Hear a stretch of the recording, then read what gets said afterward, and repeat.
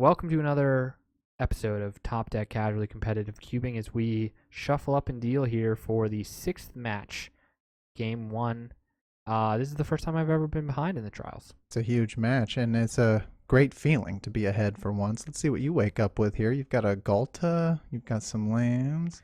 Yep, I am playing 5-color good stuff today. Right, that's a weird. What are you doing? 5 colors. All 5 colors here represented in the deck today in the foil cube. Have a Mazavith in my opening hand, so not only am I playing all 5 colors, but I've decided to play Mazavith, which doesn't tap for mana and is a land. 5 colors would be suicide in ancient. It is possible, and dare I say scary in foil. Starting off here with a shock land, which is going to be pretty good because I know that I also have the check land with Rootbound Craig in my opening hand. Isolated Chapel into an Ornithopter, which is a pretty sweet tech play because it's like, bang, here's a tap land and here's a 0-mana creature. I like it. I like it personally. I love playing things for 0. I have always been partial to 0 mana cost things. Yes, free things are pretty strong. We were talking earlier today about how cool free things are. We love free things, but never take a free lunch. Right. Always despise the free lunch. Always. This is a thing. And I would like to say I despise wishes, but it looks like you just wished yourself an eternal... What is that? That is an Aven Eternal. It is a War of the Spark common zombie. Why would you do that? Oh, a mass. Yes, I do like zombies, as you guys probably know at this point in time. But the way wishes work in the foil cube is something that I want to just briefly touch on here while we're playing this sweet 5-color foil game in the 6th match of the Gideon Trials. But the way wishes work, instead of pulling from the sideboard or pulling from anything else like that, what we pull from is foil cube cards that have gotten cut for any number of reasons due to power. Maybe the power level is too high, maybe the power level is too low. But you can pull any number of cards that were in the cube at one point in time and got cut, and you can wish them into play. That is so cool. I mean, because not only are you getting to rotate in cards that maybe you've cut previously, or you can also kind of test cards that you want to maybe add later and see. It's just a really weird way to cheat in material that, yeah. I mean, in Ancient, it's impossible. Yeah, it kind of reminds me of what I'm trying to do with Lore Seeker. Like, we're talking about giving cards a home, and Lore Seeker allows unhinged cards to come into the foil cube. And just because a card got cut from the cube doesn't mean that we never get to play with it ever again. So, you know, we get to wish them in. You know, if you want to play with something that used to be in the cube and now is gone, now you can wish them in. And you, of course, introduced me to the whole concept of wish cards. I didn't even know they existed until you showed them to me, and it was like, what a whole new possibility this opens. They honestly feel like silver border cards to me. Right. They're definitely out there and they're definitely weird, but I think they're fun. Right. And I, as somebody who calls himself an archivist and is really, oh my gosh, I just milled Richard Garfield, Ph.D. himself. And oh, it hurts so bad. Look, I love Mire Triton, but out of all of the 2 cards you possibly could have hit there, those are probably the 2 that you did not want to hit. Those are the worst. What the hell? What was I saying? We were talking about wishes, I think. Right. So you introduced me to the concept, and I protect the integrity of the game kind of zealously, you know? Like, I like things to not be over curve. I like things to not be cheated in, and I hate pushed cards, if that makes sense to the audience. But wishes, I'm like, wow, how cool is this? Like, you get to curate the material that you have to work super hard to cheat in, and it's very entertaining to me as a player. Yeah, what I like about the wishes is they don't really have a home. Maybe if they're printed in standard, they have a home in standard. But as soon as they cycle out of standard, where do they go? You know, right. You can't play them in DDH. So they feel like a natural fit for cube. And what I like finding when I'm designing my cube are, what are the cards that only can exist in cube? Right. And that whole concept just blows my mind because I'm like, I can't stand Commander. It's so impure. But then again, look at all the homes that it gives to cards that you would never, ever see on the neoprene otherwise. Right. And your cube is also doing that with the silver border cards, with these test cards that are quote unquote for, you know, for draft play or not for constructed play, implying that they're for draft play, right? I mean, that's how we are taking the implication of the errata. Yeah, you're talking about the playtest cards, which in addition to the unset cards are available within the Lore Seeker packs for the foil cube, and as a line of text on them, they say not for constructed play, which is probably one of my favorite lines of text that can be printed on a Magic card, because what does that mean? Okay, well, it means it's for cube. Right. I mean, what else could it be for? It's a really backwards way of saying only cube these cards or only draft these cards. And those are exactly what I'm looking for. Now, do I want playtest cards and unhinged cards in the natural like 450, 360 of my cube? Probably not, which is why I did the Lore Seeker thing to bring in these kind of weird outside cards every once in a while. Roughly 25% of the time, you'll see a Lore Seeker. So roughly 25% of the time, we're playing with silver border cards. And that is so much fun. And it kind of ruins the game in all the best ways, because now you're bringing in cards that, yes, they're crazy and busted, but it's also like those are Magic cards, you know? Yeah. They really are. In a lot of ways, some silver border cards encapsulate what Magic is better than black border cards. You know, like it allows the designer space to make fun of themselves or make fun of the game, or I don't know. It just opens up a lot of space. And then we're going to actually play with them competitively and see what happens. Exactly, which that is really fun. It's like, okay, well, how powerful are these cards? You know, when you actually sit down in a competition, like what if these cards were printed in standard? How good are they? Right? I mean, how good is Laboratory Maniac when you just swing with them for damage? Right. This is not the intention of Laboratory Maniac, but you know what? He can get in for damage, and he'll do that if he can. Is that another wish? What is that? That is a Utopia Sprawl. Ah, okay. Which is a pretty sweet card. It allows me to fix my mana, which in a 5-color deck is important. So it enables the 5-color decks. In this case, I'm picking black as my secondary color. The reason why I'm doing that is I have a Damnation in my hand. And, you know, at some point in time, I'm going to want to cast that Damnation. And this Utopia Sprawl is allowing me to do that. I see. Well, I mean, it's not like I have a huge board presence right now, and I'm also a little thirsty for land, but I don't know. I definitely admit that I do struggle sometimes playing the foil cube when it's, depending on the draft, I might like decide that I'm going to do something and then end up changing my mind mid-draft. And I do that so much more, it feels like, in foil than ancient. Yeah, and that could just be because, you know, I've designed the foil cube, so like the more intricate pieces of it, I understand because I put them there, you know, but for the drafter, it's maybe a little harder to find. So this is why I'm happy to be, like when we're talking about home base, this is my home base. Exactly. So I have a slight edge here in the foil cube where you might have a slight edge in the ancient cube just from designing the draft environment. That's how it feels when you play it, absolutely. Divine Offering, and it's funny, I hated on Divine Offering for a long time until you kind of invoke the Divine. But you get the idea. Destroy an enchantment or an artifact and gain some life. I'm just like, I don't know, 3-mana instant. But turns out this card is good. Yeah, I mean, it's healing you back up to over your starting life total. You're getting your Blood Gift Demon back. I mean, right. I invoke the Divine and get my Demon back. It's kind of messed up. Yeah, maybe a bit of a flavor miss. We have seen flavor wins with Invoke the Divine, like, for example, when it hits Demonic Embrace, or how it can't hit Demonic Embrace. But I just like, these are, in my mind, sideboard cards. Like, in my environment, I want you to be able to sideboard. Sideboarding is a big part of this game, and I like, in draft, sideboarding. And there's your Damnation popping off there, clearing the board. Yeah. Yeah, it was really the Shapeshare that triggered that Damnation to me. I just couldn't handle 2 Blood Gift Demons, so I was like, okay, well, here's a board wipe. Let's deal with it. And then I'll just follow up with a Frazzled Editor. Right. Which is one of the Lore Seeker cards. Totally a card that everyone has memorized, but that thing has protection from wordy. Yes, that card has protection from wordy, and in order for a card to be wordy, it has to have 4 or more lines of text. Does that include flavor? It includes everything? It includes flavor. Now, is this an actual official ruling? I don't know. I think so. That's how we play it. That's how we're playing it. 4 lines of text is 4 lines of text. And here's the thing about cube cards. They're all wordy. They're wordy as hell. Because you want to play the cards that are good, and the cards that are good have the most words on them. So something like Frazzled Editor becomes really, really... It effectively becomes kind of like a Progenitus, protection from everything sort of a thing, but it doesn't actually say that. Yeah, it's just a little baby Progenitus for 1 in a red. I love it.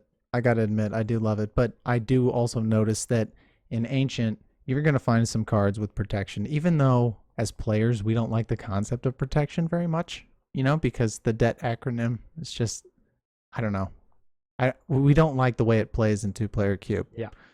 So you're gonna find some of it in ancient because it's just built into cards that you must include. White Knight, like Black Karmic Knight. Guide. Exactly. Karmic Guide Yes. jumps to mind there. Absolutely. It's like I love Karmic Guide. Karmic Guide's one of my favorite Magic cards of all time. I don't draft it in the foil cube because it says protection. But in the ancient space where you have less cards to pull from to build your cube, it makes sense that you need to lean on protection a little bit. Yeah, and that makes sense. So I'm going to go ahead and cast a makeshift mannequin here. So it turns out Richard Garfield is in play. Right, so maybe milling it with that zombie earlier wasn't so bad, knowing that you have reanimation spells.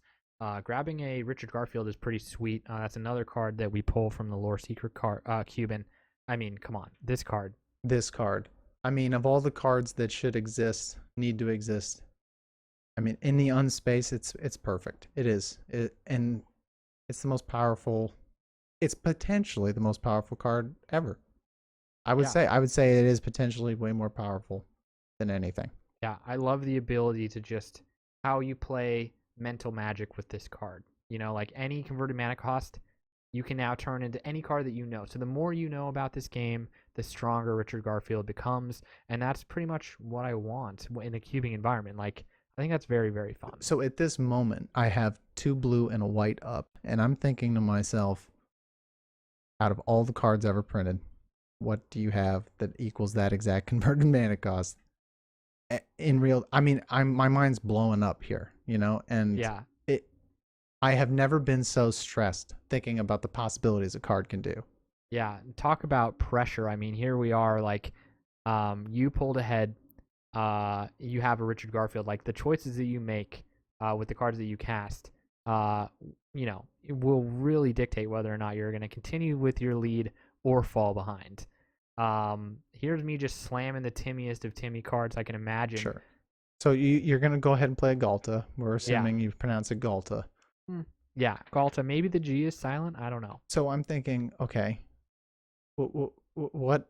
I mean, a counter spell, right? I mean, what's a counter spell for 2 blue and whatever?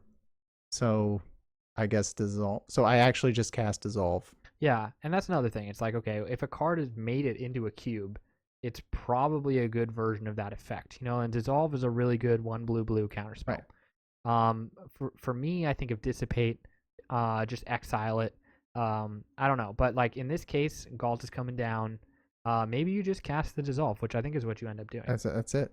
I mean, if it was a creature for 3, you know, 2 blue and something. Yeah. Then I would have been like, okay, what's a counter spell that costs 3 instead of 2? There is an exploit card. I don't know the name of it, which is important with Richard Garfield, but there's an exploit 1 blue 2/1 flash, sacrifice a creature, counter a spell. That could have been pretty good in this case. True. But yeah, so easy to say it in retro. We don't have a judge. We are doing this in real time. Yep, when your heart's pounding and you're like, shoot, there are actual prizes on the line. I'm ahead and I want to stay ahead. What do I play? I mean, you know, dissolve. You're not going to feel bad playing dissolve. No. So sometimes that's what you do. But let's see. Now I've got 5 up, right? And a skin renderer in hand. It's like, what can I turn this into? I want those, just the craziest creature I can think of for 2 black, 2 colorless, right? Yeah. What would it be? I mean, I can think of some demons. I'm thinking like, what am I actually dealing with here? I would like something that isn't wordy, but that's just honestly asking too much. Yeah. Like I can't possibly.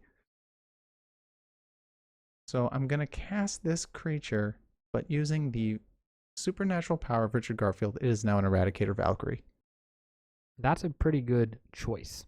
I mean, that's a big flying lifelink angel. Definitely not easy to deal with. Certainly is wordy, though. So we're getting around it with the frazzled editor there. But pretty good choice, I think. I could have made better, but I think that's at least a 7. Yeah. Maybe an 8. The only thing that I'm okay with is I'm sitting with a Mazavith. So it's like whatever you picked there, if it's a creature, you know, whatever, it's going to get mazed. Right. But I do like that use of Richard Garfield to turn that skin render that was kind of sitting in your hand, not really doing anything, because I have a 2/4 skin render, can't kill that. And then I have the frazzled editor, which is protection from skin render. So it was kind of just rotting in your hand, Right. and you were able to turn it into a pretty powerful bomb. The best I could do in the time.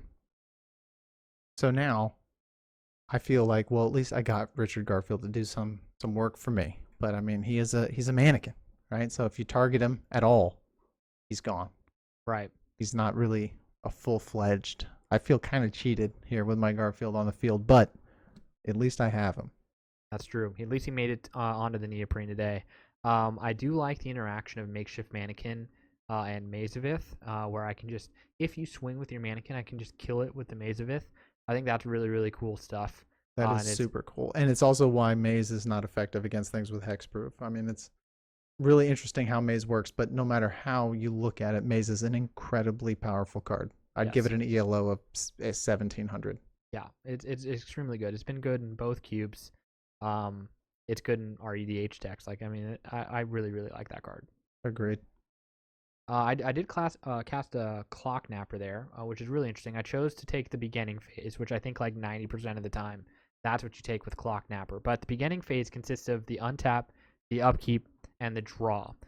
So I get to take LTD's beginning phase, so I get to untap, upkeep, draw, and he just is stuck with his lands tapped due to the Eradicator Valkyrie, and he doesn't get to draw a card. So It's such a horrible feeling. yeah, very interesting, very unique. It's almost as bad as someone just straight up taking your whole turn. I honestly think if Clocknapper was a black border card, I wouldn't run it. It's too good. Yeah, I think you're right. But I mean, again, cards like Garfield and Clocknapper, they just find their home in the silver borders, and Yep. your cube gives them a home with the special draft cards. It's Yep. really If something, man. if Clocknapper was black border, you would see it in cubes everywhere. Right. Because it is a silver border card, people do not run it, but the power level of that card is so high. It's much higher than it looks. And it makes interesting interactions. I gotta admit. Yep. And it is rocking the Sword of the Animus there. So it's big enough to tussle with that Eradicator Valkyrie when it goes into combat. So Yeah, it's kind of a confusing board state with all these unglued and unhinged cards, but basically, I'm looking bad right here. It doesn't feel too strong on my side. yeah, even with an Eradicator Valkyrie, you are looking a little bit behind. I'm swinging in with the unhinged team, so my Frazzled Enter is coming in. He's not really scared of much. And my Clock Napper, he's already done his thing. The body is just extra. So I'm ready to throw him under the bus. And if he trades with some creatures, he trades with some creatures. Right. You're still ahead. I'm down to 8. But some really interesting cards coming out here from the binders. Yep. It just blows my mind. I really love the concept of having cards that normally would just live and die in the binders actually getting some playtime. Yeah, me too. I really enjoy that. Looking at my list, I see I have an Archangel of Thune. I wouldn't mind seeing that. To really help me close this game out a little bit. Like you need it. Yeah, I mean, I could pull ahead even further. This is kind of an interesting little draw here. Yeah, so this is another point where it's like, okay, well, what else costs 2 blue and white Right. that I can cast with Richard Garfield that gets me out of this situation? This card is just straight up too stressful to play. I'm sorry. Yeah, You can't really see how much I'm struggling here with what I'm going to turn this card into. yeah. This is the second time with Richard Garfield in play. You're like, well, you know what? I'm just gonna cast this card for what it says, which is never bad because the card is in the cube. It's gonna be a powerful card, but is it the best choice? Should I have Supreme Verdict there? That has a different converted mana cost. Dang it. See how hard that is? Yeah. I don't know off the top of my head, which is how Richard Garfield is supposed to work. It's like, well, what would I have cast? And then it's like, okay, well, you're on camera. How much time do you want to spend on this decision? It's like, Right. well, not very much actually. You know what? We An cut elite guard mage is good enough. We cut some of that, but not much of that. We're basically trying to keep pace of play every time, regardless of the situation. Yeah, Uh, that's a tough converted mana cost, at least for me. I'm not much of an Azorius player, so I don't have all those cards memorized top of mind. I'm just Um, thinking board wipe, board wipe, board, like just anything. But yeah, it ends up just being a good enough card to cast on its face. yep. Yeah, it replaces itself. It gains you a bit of life. It flies. Unfortunately, it is wordy. So the frazzled editor is getting underneath it. But it's a good enough card. I agree with the decision to just be like, yeah, I'm just gonna cast an elite guard mage. Is it the most exciting thing we could have done? No. No, but not a bad play. I'm just, oh gosh, altered ego. Yeah, so I'm gonna grab that Eradicator Valkyrie. I mean, it looks like a pretty sweet card. What I think it needs is probably a dozen or so +1/+1 counters on top of it.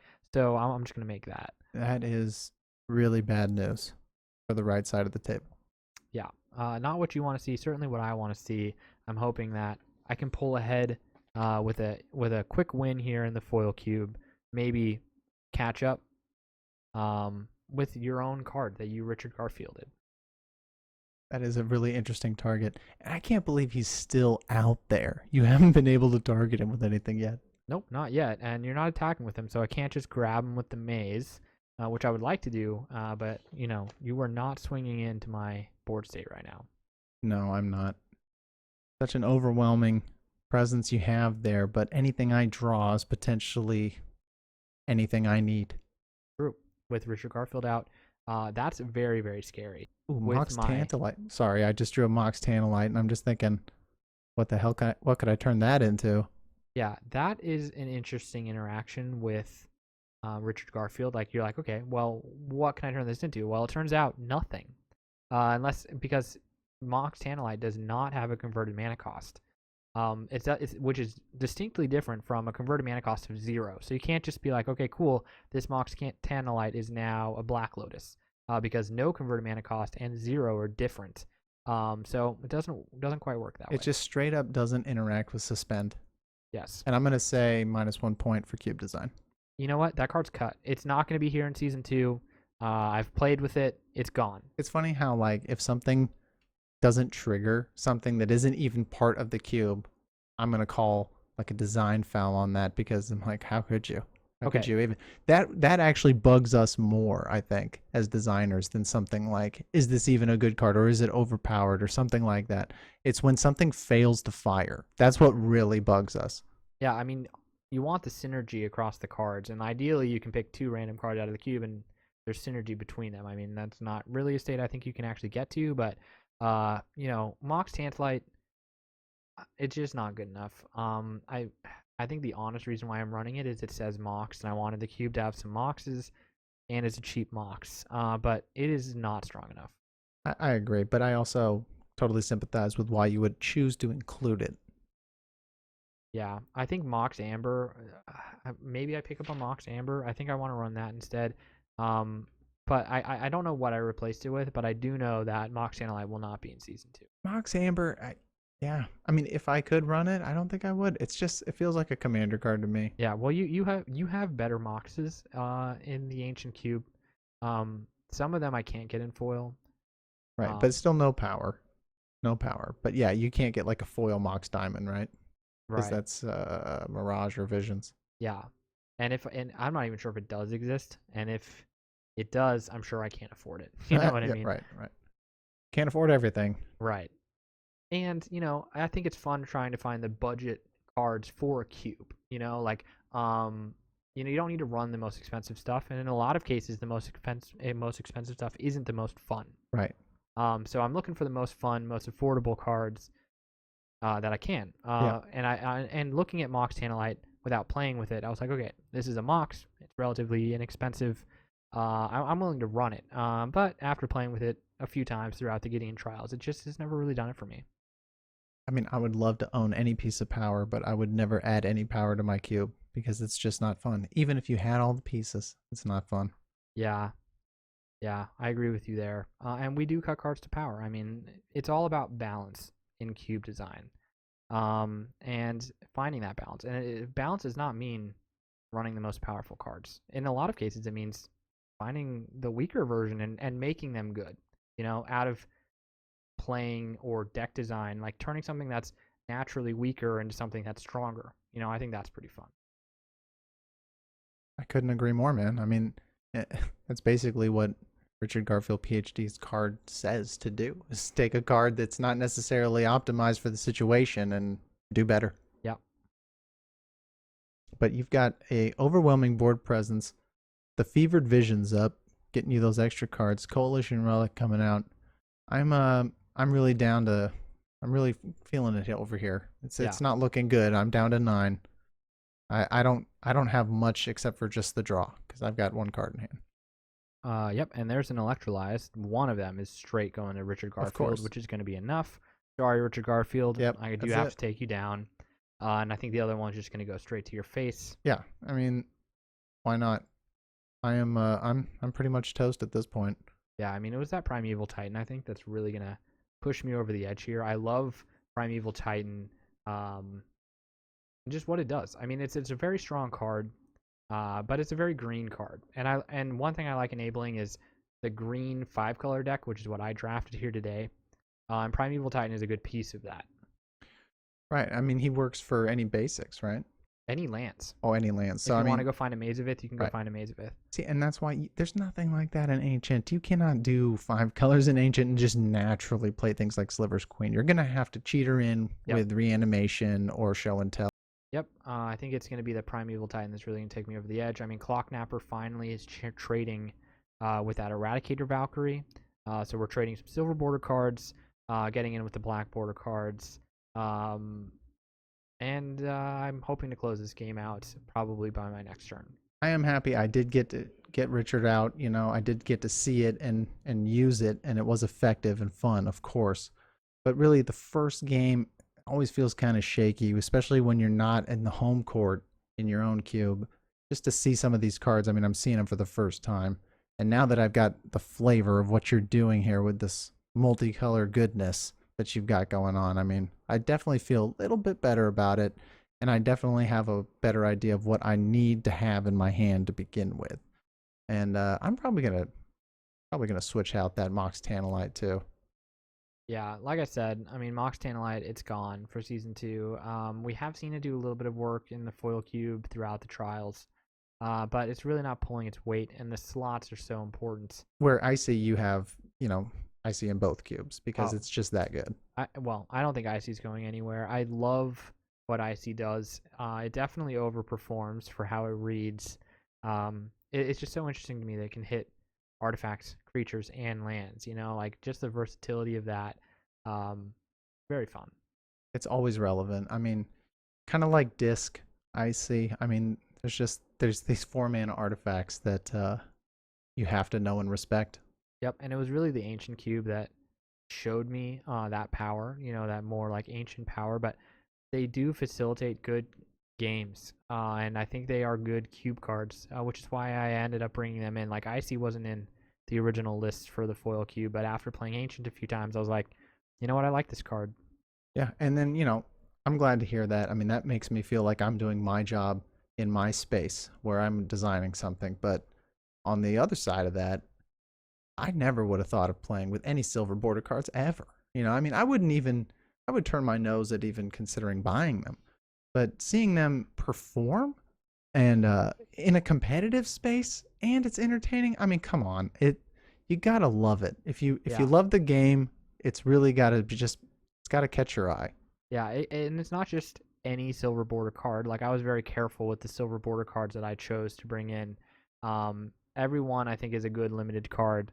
I don't like the rolling dice. I don't like the randomness. I don't like that kind of stuff. So I don't like the just joke to be joke cards. Like, let's stand up and do the chicken dance kind of stuff. Like, that's not the kind of cards that I want to be bringing into the cube. But stuff like Clocknapper, things that if they were printed in black border, people would love. Those are the cards that I want to put on the neoprene and show the true power of.